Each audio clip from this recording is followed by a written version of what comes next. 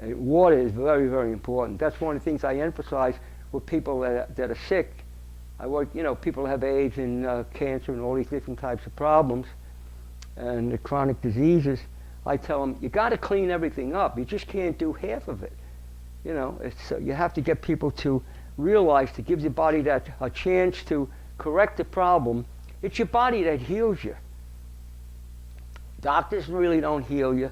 Food does not heal you in itself. It provides the nutrients, the vitamins, the minerals, the carbohydrates, and the proteins to enable the body to work as a biological organism to heal you. Your body will start to heal. You will start to detox. That's why I see a lot of people that, they say, well, I've been eating pretty healthy. I don't think I'm going to go through a detox. I just spoke to a girl yesterday in the health food store. I was in a health food store, and a girl approached me in the health food store, and she started eating a good diet, and she said, I was on a good diet. She said, I got this rash all over my body now. Should I go to a doctor? I said, well, that's up to yourself. But based on what you told me, I said, I looked in her eyes and her tongue, and she was definitely into a detox. And I said, you got to stay ahead of it, because your body is always trying to make you healthy, heal your wounds, heal your diseases. The body's always trying to do that if you provide the internal environment that you need for it to do it.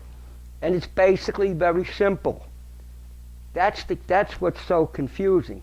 It's basically very simple.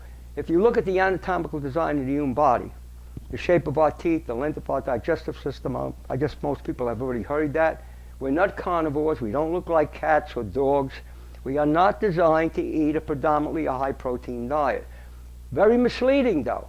When people eat these high-protein diets, they're really on a ketogenic diet where they're burning body fat, so they get a six-pack. They look ripped. But in the long run, it's not good. It doesn't work over a long period of time.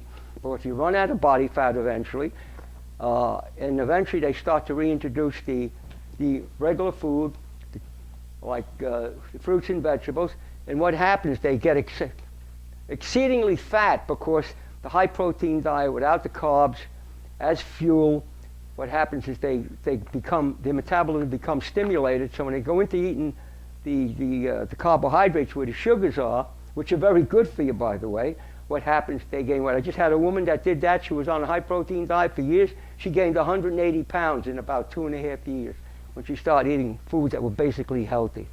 180 pounds.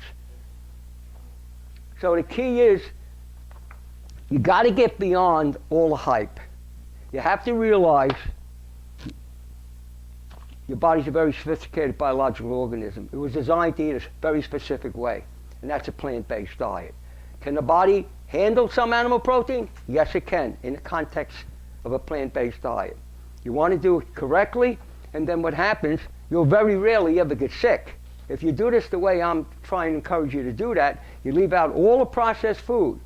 That is not impossible, but it's not easy because social ramifications. What do you do when you're going to an affair? What do you do when you're going to a party? What do you do when you're going to San Diego? You're going to Paris, or you're going to Rome? What do you do? If you want to stay healthy and you have a problem, you stay on your diet. That's that simple.